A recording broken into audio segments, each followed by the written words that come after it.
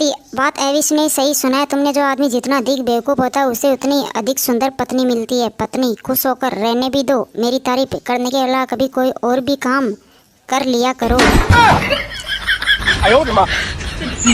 पत्नी गुस्से में अपने पति से बोली, आज तक के तुमने अपनी जिंदगी में किया ही क्या है? पति गर्व से पत्नी से बोला, मैंने अपना जीवन खुद बनाया है। पत्नी ने कहा, लो और मैं हूँ कि अब तक ईश्वर को दोष दे रही थी। सुनकर पति हुआ बेहोश। एक सिपाही ने एक आदमी से कहा, पार्क के अंधेरे कोने में आप किस औरत को चूम रहे थे? आदमी ने उस सिपाही से कहा, आपने जब टॉर्च की रोशनी डाली तभी मुझे पता चला कि ये औरत है। सुनकर वो सिपाही हुआ शॉक्ड। लड़का बगीचे में घुसकर आम खा रहा था। माली लड़के से बोला, तुम वहाँ पेड़ के नीचे हाथ में आम लिए क्या कर रहे थे? लड़का माली से बोला, सोच रहा था कि किसी तरह पेड़ पर चढ़ जाऊं और इस आम को जहाँ का तहाँ लगा दूं।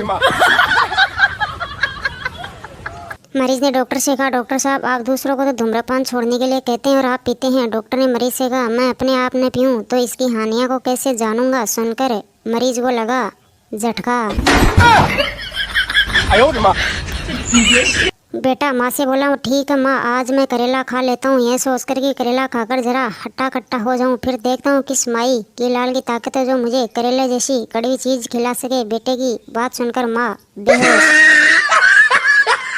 नया अध्यापक था, नए ही सब विद्यार्थी और मांग और पूर्ति के नियम समझाते हुए अध्यापक ने कहा, विद्यार्थियों से कोई उदाहरण दो जहाँ मांग की अपेक्षा पूर्ति अधिक हो। एक विद्यार्थी सहज भाव से अध्यापक से बोला, परेशानी।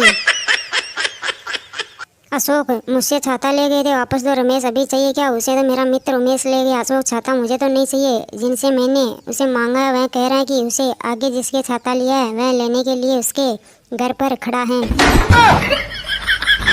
मरने के लिए रेल की पटरी पर लेटे व्यक्ति ने एक आदमी से पूछा, भले आदमी यहाँ क्यों लेटे हो? व्यक्ति, मरने के लिए आया हूँ। आदमी बोला, तो ये रोटियाँ साथ में क्यों रखे हो? व्यक्ति ने कहा, हो सकता है गाड़ी लेट हो जाए।